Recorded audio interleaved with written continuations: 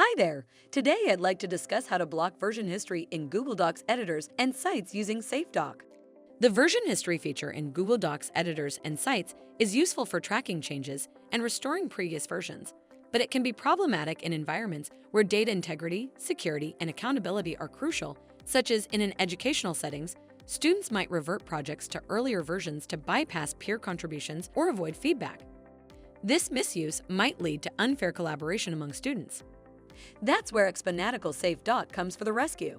By disallowing the version history option using SafeDoc, administrators can prevent misuse of the version history option, ensure changes remain final, and maintain better control over data integrity. Getting started is a breeze. Go to Chrome Web Store page, search for SafeDoc, then click Add to Chrome to add this extension. Once it is installed, simply enable the Block Docs version history policy and set its value to true to easily disable access to version history in Google Docs editors.